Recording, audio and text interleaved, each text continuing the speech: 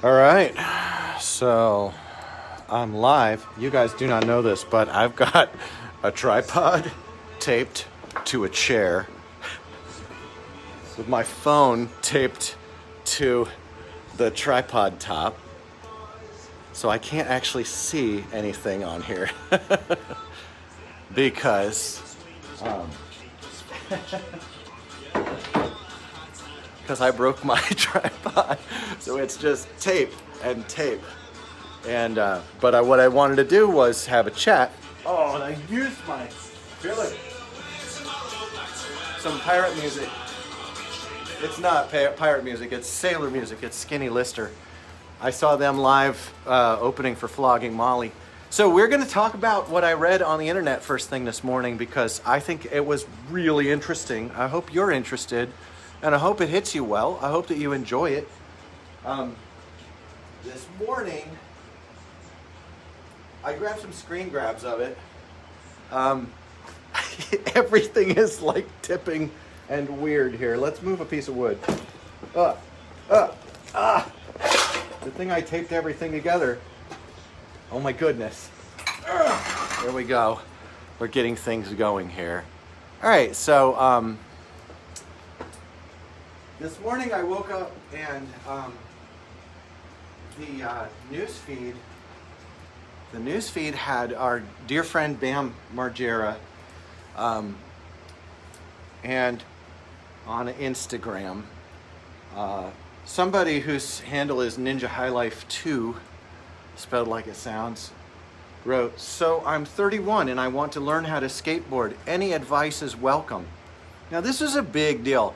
I think it's really important this is going to not reflect well on poor dear Bam in the front end here, but can we just, everybody take a breath?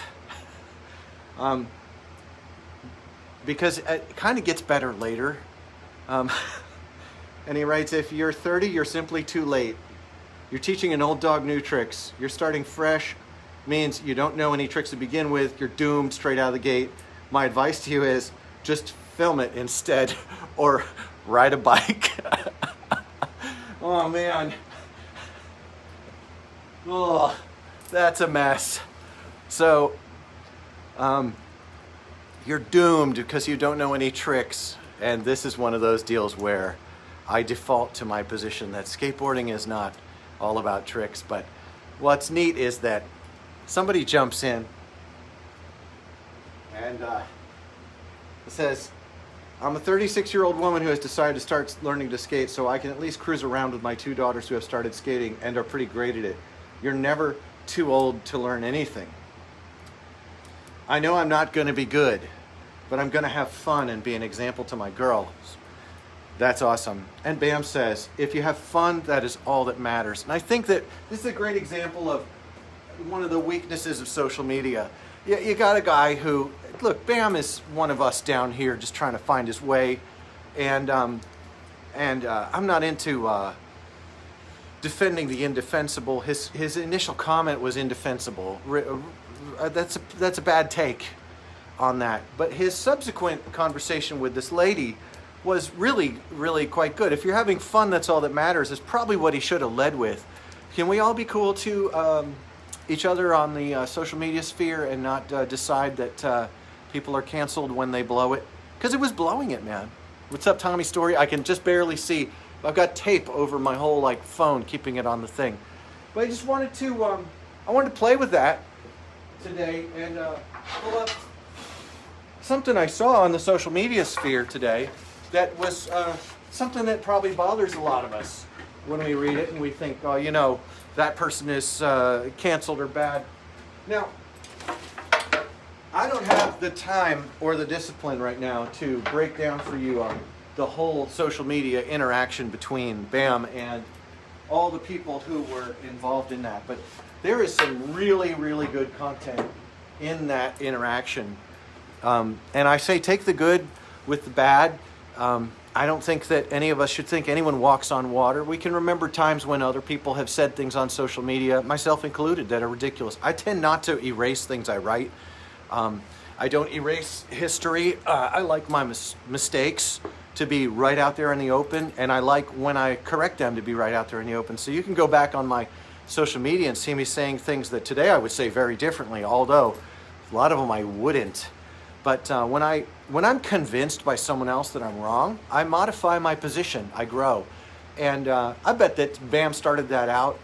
I bet he started that whole thing out on one foot and he wound up on the other. And we should all be cool to Bam today. You know, this is like a great opportunity for people to really crap all over him, because what he said was indefensible, absolutely indefensible. But what he said next about having fun, he started with, you're doomed because you don't know any tricks, you're too old to learn them, give up, just be a filmer, ride a bike. That was the first thing he started with. But then this dear lady who chimed in, she really gave him an opportunity. Now, that was squidge.steph who wrote him that. He writes, if you have fun, that's all that matters. Gaia, Skatebard17. Now, I found this on Family of UK Skateboarders, Fowks. I'm part of the Family of UK Skateboarders page, and I'm really grateful that you guys let me hang around there, because I am obviously a Yank. In fact, more than one part of the world sees me as a damn Yank. Twiggy Darling 92 writes, it's never too late to pick up a new skill. He may not end up being as good as a, quote, pro skater, but that doesn't mean he can't kick around a skateboard and have fun with it. Isn't the skateboarding community supposed to be communal? People develop all sorts of new interests as they grow. Who are you to tell someone they're too late?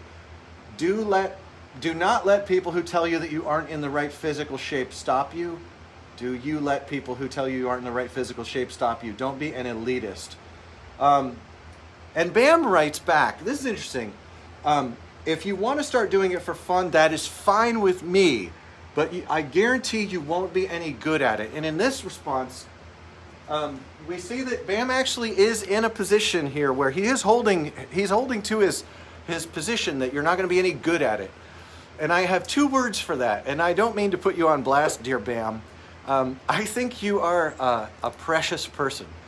That's not me saying I think you're a good person or a great person. That's me leaving the quality of person you are out of the equation. But I think you're precious. I think you are important. I think you have value. I think it's better to know you than to not know you. But I think you're missing something. Two words, Neil Unger. Now, Neil Unger is he's really come up in the levels of fame as an older skater. He's in his 60s, and Neil obviously is an outlier. This guy is in peak physical condition for a sextagenarian. This guy is obviously in peak motivational status. Neil is way better than I will ever be, and he started late, and he's killing it. And there are more people like Neil. So saying it's never going to happen or you're doomed because you won't learn tricks, I mean, I'll Neil Unger that, but I don't want to be Neil Unger. I love Neil Unger, but I'm not going to be him. I'm going to go ahead and reduce the level of my skating as I go, as I age. I'm going to go ahead and be lower level. There may be times when my skills might rise or drop depending on injuries and physical condition. With all this stuff going on, I've gained a little bit of weight, nothing too huge or anything, but I skate better thin than I skate heavy. But skating better and knowing tricks, man, that is so not what it's ever all been about for me. Now, for some of you it is. I mean, that satisfaction of landing that trick, doing that thing, the challenge of self-development, right on, Roger. But for me, that yielded a long time ago. I love feeling the motion of going. I love the feeling of riding, and so there's more. There's more on this. Let's see here. Here it is. It's your boy Matt with 1T writes, Neil Unger proves your advice wrong and frankly wank. Maybe whack? Wank. Maybe he's a Brit. Start skating whenever. Don't listen to washed up celebrities. Skaters encourage skaters. Well, not all skaters encourage skaters. There always will be a good grip of skaters who do not encourage other skaters. And that doesn't matter. It doesn't matter if someone is discouraging to you. You got to stand against that and speak up against that. Skaters who discourage other people from skateboarding they're definitely missing the boat. They're definitely missing my boat, of which I'm the captain. My boat has people who encourage one another and strengthen one another, but who don't blow smoke up one another's butts. We're not here to just make each other feel good all the time, but when it comes to skateboarding, you can. There is like nothing in skateboarding that dictates that you have to get in someone's face and put them in their place. Nothing. There's room for everyone except bad behavior. I'm a heckler. I love heckling, but I have an angle on heckling that tends to be, it's pretty funny. It's more like stand-up comedy riffing. If someone's heckling and telling someone they don't belong there, that's not heckling. That's downright bad behavior, identifiably and without question. So be careful what you allow in your scene, especially if it's coming from influential people. Bottom line for Bam is he may not like it, but he's very influential and people look up to him. And it's tough to be held responsible for what you say just because you are famous. That's tough. And this was an interesting thing.